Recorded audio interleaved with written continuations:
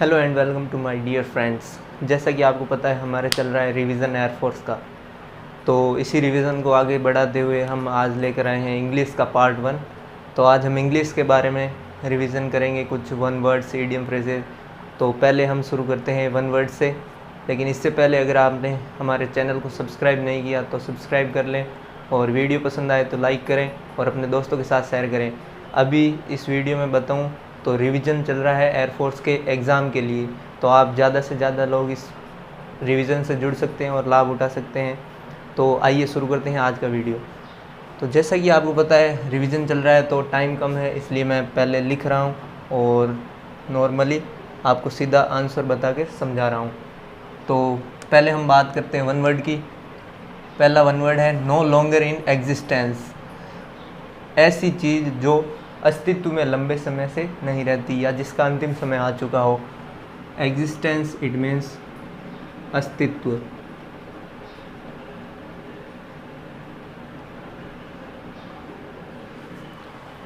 इसकी हम बात करें वन वर्ड की तो इसका वन वर्ड होता है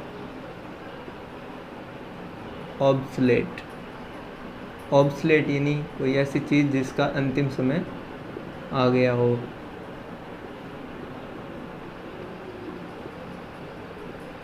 अगर हम इसको लेकर ये बात करें कि इसका यूज़ एयरफोर्स के तौर पर किस तरह से कर सकते हैं, तो हम देखते हैं कि आए दिन कोई ना कोई विमान एयरफोर्स में ऐड किया जाता है या कोई विमान एयरफोर्स से रिटायर्ड किया जाता है। तो जब रिटायर्ड हो जाता है तो उसके अस्तित्व का अब आखिरी समय होता है, यानी कि जब उसकी रिटायरमेंट होती है तो वो ऑब्सोलेट हो जाता है इंडियन एयरफोर्स से। अब दूसरी बात करते हैं वन वर्ड की, तो one who believes in existence of God.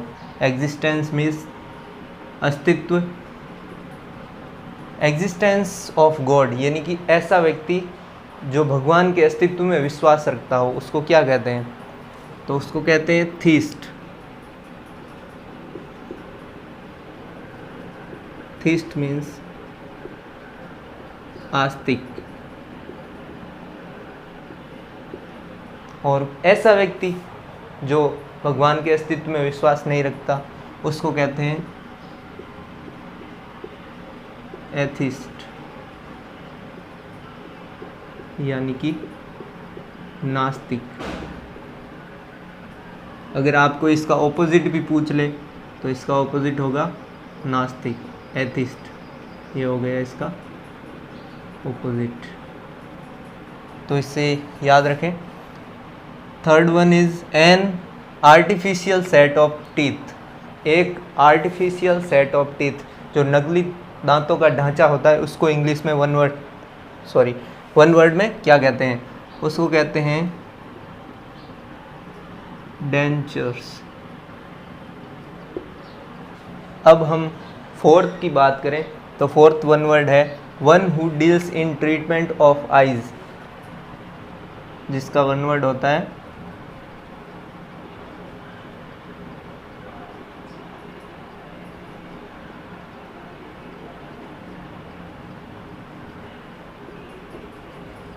Ophthalmologist. इसका प्रोनाउंसिएशन अगर लिख दूं तो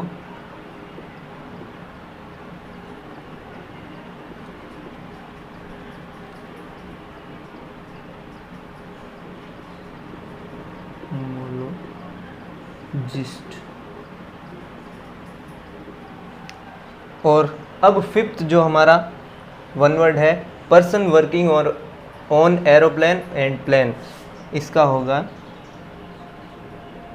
क्रू।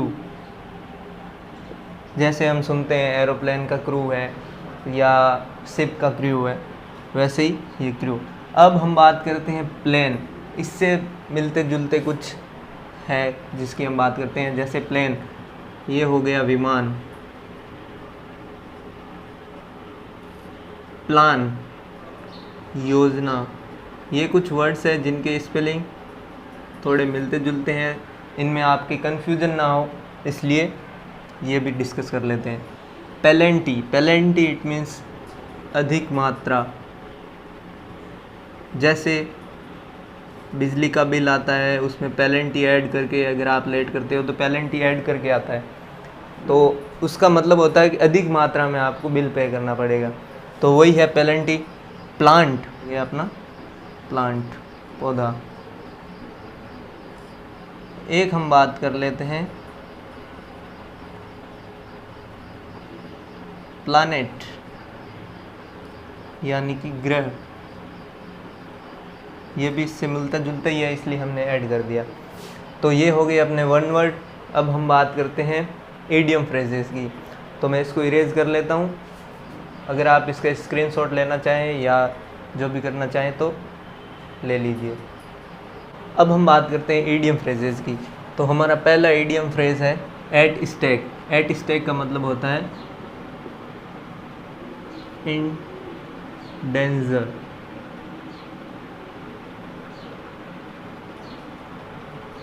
इसी से मिलता जुलता है एट स्ट्रेच। इसका मतलब होता है continuous.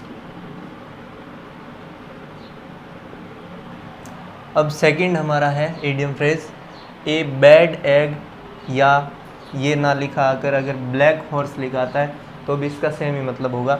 A bad egg means A notorious person. Third one is Helens day. Hello का मतलब क्या होता है आप सबको पता होगा। हेल का मतलब होता है स्वर्ग। स्वर्ग के जैसे दिन कब होते हैं? जब शांति और सुकून हो। तो इसका मतलब होता है डेज ऑफ पीस एंड काम। सुख और शांति के दिन। A bull in the china shop. A strong person without, ये मैं यहाँ लिख रहा हूँ, knowledge. A strong person without knowledge. अब fifth one is dogs and cats life very miserable life. Miserable means दयनीय। Dogs and cats life very miserable life, बहुत ही दयनीय जीवन। Brown study. Brown study means deep meditation, गहन अध्ययन करना। किसी चीज़ पर गहन अध्ययन करना उसको कहते हैं ब्राउन स्टडी। ये था हमारा इडियम फ्रेज। मैं इसको रफ कर लेता हूँ, देन वी विल कंटिन्यू। अब हम बात करते हैं सेंटेंस कंप्लीशन की।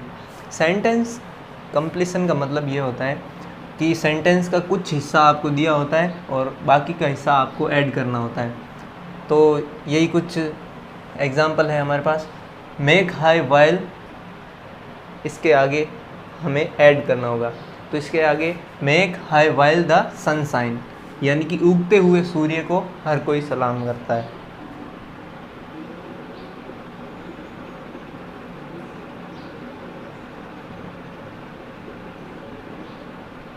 Second one is drowning person catches the straw, यानी कि डूबते को तिनके का सहारा।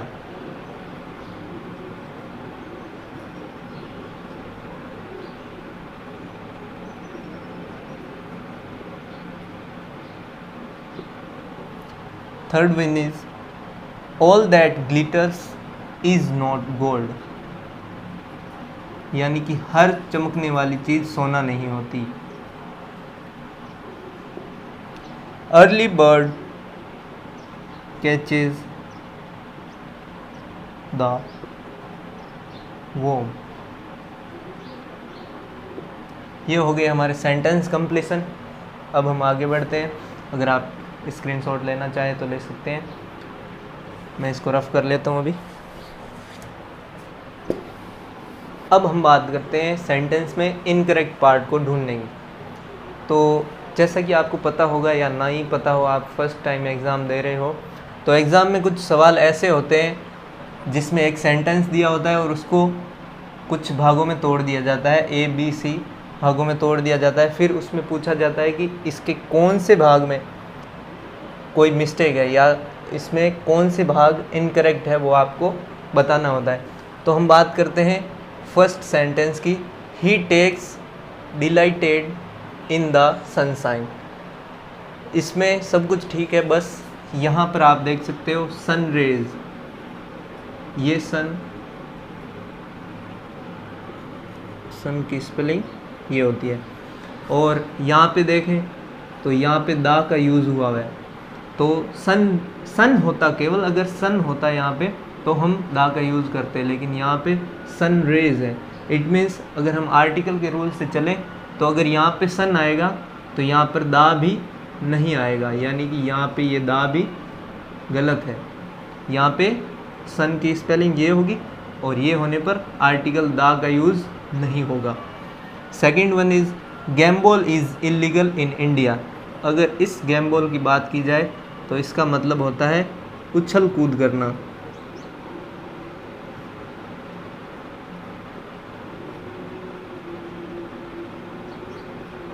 तो क्या आपने इंडिया में उछल कूद करना मना है क्या? नहीं है। तो इसका मतलब ये स्पेलिंग गलत है, ये होती है इसकी सही स्पेलिंग। इसका मतलब होता है जुआ, यानी कि जुआ अपने इंडिया में इलीगल है। अब हम बात करते हैं थर्ड वन की, Kashmiri peoples usually wear coarse cloth. अब इस कोर्स का मतलब होता है खुरदरे। वहाँ पे सर्दी ज़्यादा होती है तो वहाँ के लोग थोड़े खुरदरे टाइप के कपड़े पहनते हैं। अब इसमें मिस्टेक बतानी है कि कहाँ पर कौन सी जगह इसमें मिस्टेक है। तो यहाँ पर देख सकते हो पीपल्स नहीं होता, ये खुद में एक प्लूरल है, तो यहाँ पे होगा पीपल।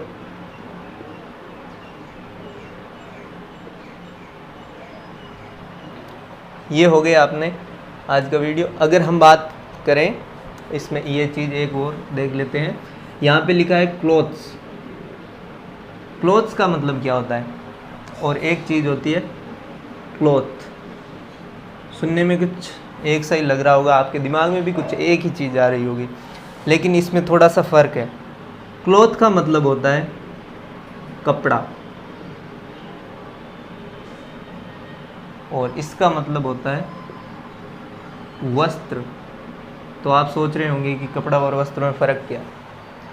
कपड़ा वह होता है जो सिला ना गया हो।